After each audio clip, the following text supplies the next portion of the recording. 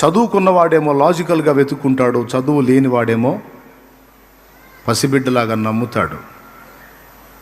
మీకు చిన్న విషయం చెప్పనా? 5 రొట్టెలు 2 చేపలు యేసు ప్రభుకి ఇచ్చింది ఎవరు? పెద్దగా చెప్పండి. చిన్నోడు. అసలు అప్పుడు ప్రసంగం జరిగింది కదా, యేసయ్య వాక్యం చెప్పాడు, అందరు విన్నారు. దేని గురించి చెప్పుంటాడు ఆయన? విశ్వాసాన్ని గురించే చెప్పుంటాడు యేసయ్య. అంతకుమించి ఏం చెబుతాడు? పరలోక రాజ్యం సమీపించింది, దేవుని రాజ్యం వచ్చేస్తుంది, మారు మనసు పొంది సువార్తను నమ్మండి, దేవుని యందు విశ్వాసం ఉంచండి అని ఖచ్చితంగా విశ్వాసాన్ని గురించి మాట్లాడుంటాడు. వేలాది మంది అక్కడ ఉన్నారు, అందరూ విన్నారు. నాకు ఒక మాట చెప్పండి, మీరు పసిబిడ్డ దగ్గర 5 రొట్టెలు 2 చేపలు ఉన్నప్పుడు కనీసం మిగిలిన వాళ్ళ దగ్గర కనీసం కొద్దిగన్నా ఉండదా? పెద్దగా చెప్పాలి. కొద్ది గొప్పనా ఉండవా వాళ్ళ దగ్గర?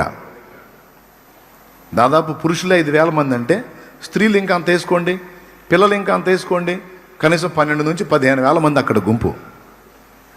ఓకేనా? సరే, వాళ్ళు ఉన్నారో లేదో రాయబడలేదు, 5,000 పురుషులే అన్నారు అనుకో, అది పురుషులందరూ గ్యాదర్ అయినటువంటి కూటం అనుకుందాం, 5,000 మంది జెంట్సే అనుకుందాం. పిల్లోడి దగ్గర 5 రొట్టెలు 2 చేపలు ఉన్నప్పుడు మిగిలిన వాళ్ళ దగ్గర కనీసం 1 రొట్టెన్నా ఉండదా? 2 రొట్టెలన్నా ఉండవా? 4 చేపలన్నా ఉండవా? మీకు దండం పెడతా చెప్పండి. డౌట్ లేదుగా?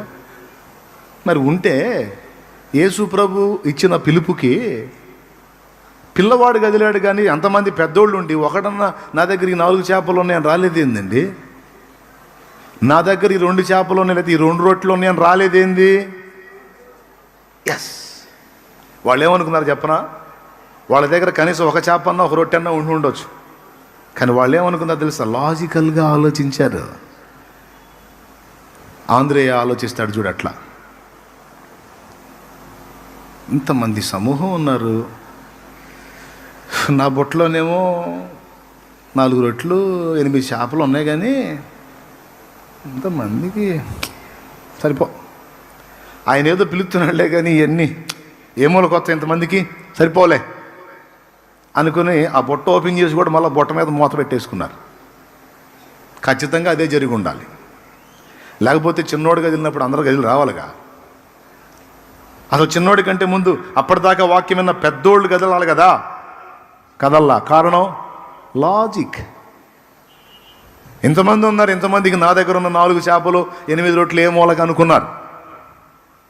కానీ వాక్యం విన్న పెద్దోళ్లే కాదు, వాక్యం విన్న పిల్లోడు కూడా ఉన్నాడు.